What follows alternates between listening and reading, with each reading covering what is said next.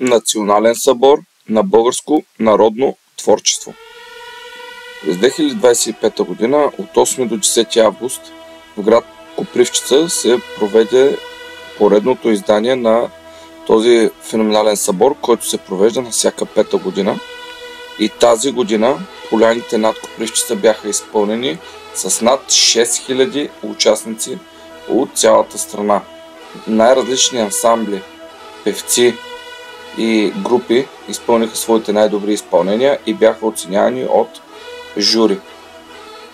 Над град Копривщица се бяха извили около 6 сцени, които имаха плътна програма в 3 дни от петък до неделя.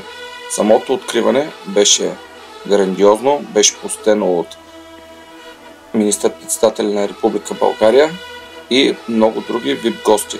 Първото изпълнение беше на Валя Балканска и беше наистина пленяващо. Истината е, че всеки, който иска да усети българщината, да види как традициите се пазят и да разбере защо България винаги ще я има, трябва да посети този събор. На този събор си обясняваме защо 5 века турско робство не са ни повлияли и сме успяли да запазим традицията.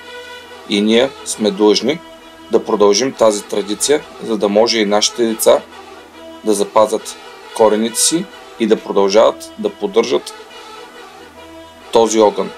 Българщината е наистина нещо огромно и на този фестивал разбрах как от малки до големи всичко това се предава и ние като родители трябва да направим всичко възможно да го предадем на нашите деца, за да може България винаги да има и винаги гордо да се вее бял-зелено червения трибагреник.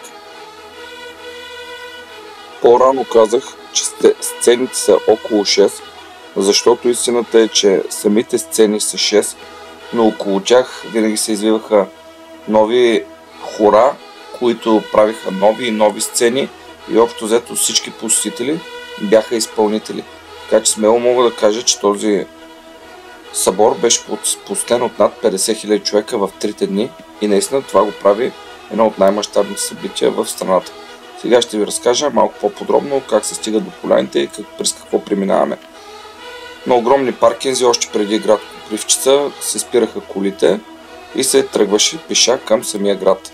Преминаваше се през града, уникални панорамни гледки, много сергийки, от които всеки може да си закупи най-различни сувенири. Наистина хората се бяха постарали да не е кичозно, а наистина да са занайчийски неща. Ножови, носи и всичко свързано с българската традиция. Рекичката си минаваше покрай нас, стигнахме до площада и след площада се устремихме към завойчетата, към самите поляни. Те са отдалечени на около 500 метра по-нагоре и са наистина в едно райско кътче сред гората, където народната музика, гайдата, заедно с боровете, те кара да настръхваш и да се почувстваш наистина горд, че си българин. Живописният път нагоре се допълва от страшно много ансамбли и хора в носии, които вървяха по пътя натам и обратно. Истината е, че този събор остави голям отпечатък в мен и моето семейство. Поздравявам организаторите и приканвам такива събори да има много по-често, на много повече места в България, за да може българския дух да се извисява високо там, където му е мястото.